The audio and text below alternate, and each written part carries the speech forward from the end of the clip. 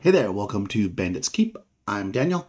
Today I'm going to talk a little bit about, I guess on some level, house rules, but also the effect that changes we make to the game kind of spirals out, right? The butterfly effect, as they say, right? And kind of, what brings us on a little bit is this is something that I probably talked about before, but it's one of the reasons why I ended up going back to playing older games. Was that I had heard a lot of stuff about how things were silly or they didn't make sense or this and that. And then I was like, really? And I didn't really remember. And then when I went back and looked at the rules, I was like, well, that's because you're not using all the rules. And so that's what I'm going to talk about a little bit here. I'm not going to say that you shouldn't change things or modify things or anything like that, because I think house rules or whatever, as long as it's discussed before the campaign starts, are great, or even if the campaign's going, and you discuss with your players so they know what's going on. You don't want to spring it on them and then they're like, what? Hold on, what? So let's just talk about this a little bit. So I'll talk about a couple of the things that I think are major things. So number one, let's talk for a second about encumbrance. Oh God! No, people are posting already. I can feel it. Okay, so if you are playing BX D&D, you are lucky in the sense because the encumbrance in BX is so easy that it really is not a problem to implement. Now, why does encumbrance make a difference? Well, and I know, encumbrance is an optional rule, but if you're telling me that dungeon crawls aren't interesting or they're stupid or that magic users are too weak or this and that, and then you don't use encumbrance, well, that's the problem because encumbrance factors into speed of moving through the dungeon, which means that if the magic user or the person in lighter armor can move much faster, they can make sure that they are never going to be meleeed by the enemy. So when we talk about the idea of like the fighter protecting the magic user, if you've got a bunch of orcs with spears and you encounter them, let's say 60 feet away in dungeon corridor at the other end, and the magic user, first of all, shouldn't be the first person in line, they can move faster than the rest of the party, which means they can move back and get out of range. They can also get the heck out if there's a major monster chasing them. Now, the fighters, on the other hand, that are laden in plate mail and they're just like, I have amazing armor class, I can't be hit, they can't run as fast, which means that if there is let's say that you encounter a minotaur or a minotaur, depending on how you want to pronounce it, those things always chase you. And if your party can't handle fighting them and they're just like, run, guess what? The thieves and the magic users and all the people in the lighter armor that aren't carrying a bunch of stuff, they're going to be able to run faster than the rest of the fighters and stuff, which means they will be able to get away. Encumbrance matters. Also, it makes people have to make a choice. They come into a room, there's a giant statue made of gold. Do you want to carry that? It's going to slow you down. Should you then leave the dungeon? Which I'll talk about in a second. Encumbrance is super important when you're doing dungeon crawls. Speed is really important. What you can carry is really important. So let's talk about dungeon crawls for a second. Games that, like BX, that are procedural dungeon crawl games, B mostly, are designed to use what a lot of people refer to as player skill, and maybe you don't like that word, but the idea that you should be, as a player, planning, and which obviously your characters, in theory, doing this as well, planning supply, planning your next move, planning to get in and out. This is part of the game. You have X number of torches. Torches burn for so long. Not everybody can see in the dark, and even when you do have infravision, you still might not be. You can't read. You can't do things like that, right? So, you can't just like wander. I mean, you suppose you could, but it's unlikely that a party is going to be able to just wander around in the dark. So torches are a major component. Also, food and water, on some level, are going to be huge. How many sacks you carry that can carry the treasure, or backpacks? How much you can lug out of the dungeon? This is all part of the balance of experience points for gold, right? So if you've got a party who goes in there and there's 4 of them and they find 5,000 gold pieces, that's awesome, right? It's like, yes, 5,000 gold pieces, well, we're going to get a lot of experience points. Okay, now they've got to carry out 5,000 gold pieces. And especially for the people that are in heavy armor. They can't carry that much. And your magic users and stuff that are wearing lighter armor, they can carry a lot more, right? So now you've got a situation where these people are going to be able to carry out the treasure. Maybe you might even need to leave some things. A very, very common thing that you think of is like you come across a chest full of copper pieces and you just don't take them because, they're too heavy for what they're worth, at least as you get beyond the levels a little bit. If you haven't found anything else, then maybe I'll take it. These things all tie into setting up a process for your players to be able to make intelligent decisions on if they're going to risk their necks, as it would be, for the experience points. Do they want to move slower because they're carrying all this gold? Or would they rather risk that somebody else might find it and it won't be there, or risk coming back and meaning they might run into more wandering monsters? Remember that if you're traveling in BX using the standard rules, you're traveling through a dungeon. If you're traveling now at 30, when 30 feet or whatever, you might be making twice or three times as many wandering monster checks to get from where the treasure is to outside the dungeon as you would when you were carrying nothing. So you're looking at a situation where you've got to make some decisions, because now we're more likely to be, to run into a monster because we're moving slower. So I think speed and encumbrance is a huge part of making the dungeon crawl situation or the process more fun. As is keeping track of things like torches, lanterns, arrows, because this again sets up a situation where the players need to make decisions about how long they want to stay in the dungeon. If you've got an unlimited source of arrows because you're not counting them, then you're not really worried about when you go on, let's say, let's talk wilderness for a second. You go on a wilderness journey that's 3 weeks long. You're not worried every time you encounter a monster, just shoot arrows at them. Missile weapons in BX are incredibly powerful. They go early in the round, right? So they're going off early. They have range, obviously, and they're deadly. So what you want to do as a party when you're traveling through the wilderness is give everybody that has the ability to have missile weapons to have them, so that when you sight some monster far away, you can then barrage them with arrows and hopefully take them out before they get to you. You don't want that monster engaging you in melee. That's dangerous, right?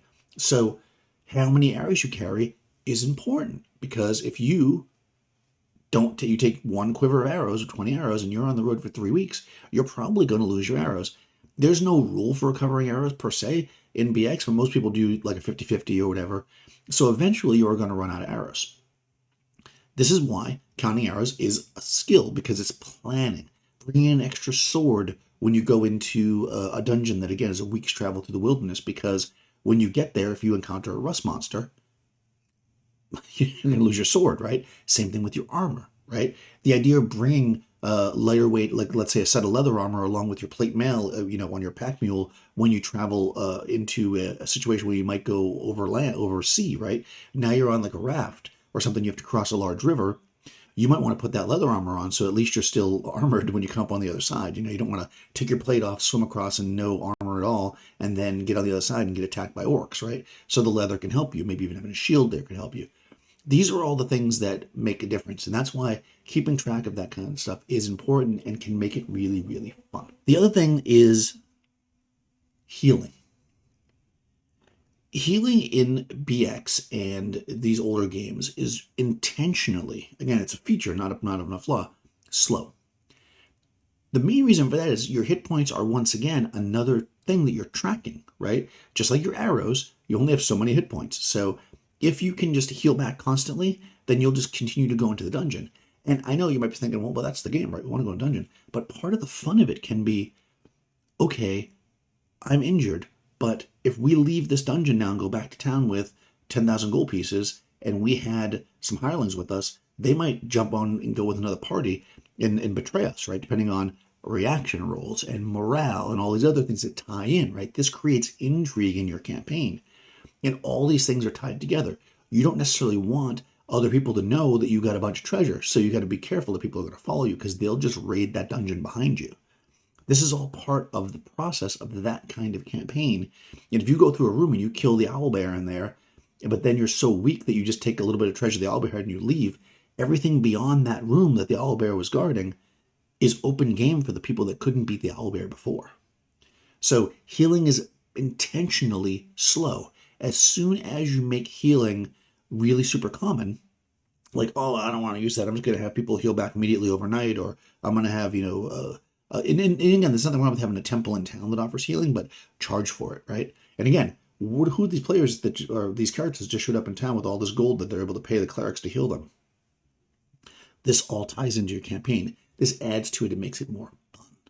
So I guess that's what I mean. Like, everything is connected. And what made me think of this, actually, which doesn't have anything at all to do with BX, but I'll just mention it anyways, is that Rob over at Down in a Heap podcast, which I'll put a link to, he was talking about the idea of the Paladin, and he's playing Swords and Wizardry. And Swords and Wizardry is an original Dungeons & Dragons clone, and in that game, the Paladin does not require extra experience points. They level up the same level as a fighter. They have to be lawful and stuff. So if you have the high score in charisma to be a paladin, which you need, I think, 17, there's almost no downside to being a paladin, because, I mean, at least in my games, because most people are lawful anyways.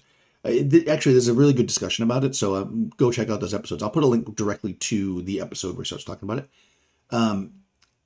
But anyway, my point being is that one of the things is, in order to become a paladin in OD&D, you have to have a 17 charisma. Well, in OD&D, you roll 3d6 down the line. So that means you put the scores where they go. You roll your strength, you roll your intelligence.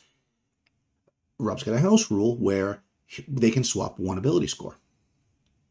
That seems like the most simple, basic rule. Why not? That can't hurt anything. Well, that means that if you roll a 17 anywhere in your lineup, you can move it to your charisma, and now you can be a paladin and level at the same rate as a fighter and have healing and have immunity to disease and get a war horse and all the things you get with a paladin. I mean, obviously you have to be lawful, and that's a whole other conversation, like I said. But that tiny little rule that it seems like, yeah, super easy. That made a difference. And I'm not saying it's wrong, and I don't think that there's a problem with doing that. But my point is that everything that we change or adjust in the game will have ramifications. Does that mean not to do it? Absolutely not. But we need to understand that when we make our changes. If we say, I'm going to hand wave rations and water and arrows, and then we send our party off to the wilderness and they're out there for a month and they never have to worry about that stuff, that changes the game, right? If we say we're going to hand wave or not use the optional rule for encumbrance, and then we send everybody into the dungeon and everybody's moving at 120 or whatever because they don't have any speed modifiers for their encumbrance and they can outrun all the monsters, then, that's the thing, right? Or the monsters are as fast as everybody else, right? This really changes the game. Every little thing that you do changes the game. And it's awesome. I mean, it's really cool to actually think about how this is all interwoven. And the more complex the game, the more this is a factor, of course. So, obviously these basic games are not that big of a factor. You can remove all that stuff and it's not going to be a big deal. But it will matter. You can't say it won't matter if you don't use encumbrance, if players can go in there and just pull out 10,000 gold pieces and not have to worry about it. Including those optional rules, including all that little minutia as it would be, can create a really, really fun game. Well, here's a good example. I never give clerics spells at first level in games that don't allow for it. And I can tell you that makes people not rely on healing and not think of a cleric as a heal bot, as people always say. You will see people that have only played games, I guess, after second editions when they started getting spells at first level. Maybe they got them at first level in AD&D as well. I can't remember. Once clerics were able to get spells right out of the gate, you started off as the character with the healing spell. If you don't have a spell at first level, you start off as the undead destroying warrior. And that is a completely different character. And yeah, you get a healing spell later on, but you don't get it right away. And that actually makes for a different vibe of the game. So that little change, giving the cleric the spell at first level, changes the game. That little change, allowing clerics to always be able to cast healing spells, I know people do that as well, where they can sacrifice a spell for healing, changes the game. You're giving people more healing, which is making them stay in the dungeons longer, which is changing the whole effect of it. It's reducing the severity of people being injured, which then, of course, changes the game. Let me curious what you guys think. I think that it's super interesting, and I'm not trying to throw shade on any house rules. It's certainly not the moving of the ability score. I think that's fairly common, especially in a game that has bonuses. That's actually a pretty common. Like people use that in BX a lot. We roll 3d6 down the line, but you can switch one. But I would just say that whenever you're going to use or not use a rule, always consider how that affects the game in the long run. Is that what world is that creating where magic users can have 5 spells in their book and or pick whatever spell they want when they go to cast it versus one where they have to memorize the spell, or spells, or only magic users only have 1 spell, right? Or where clerics get spells at first level versus spells, but not at first level. So let me know what you think, guys. Go ahead, subscribe, ring the bell, do all that goodness, and I will see you next time.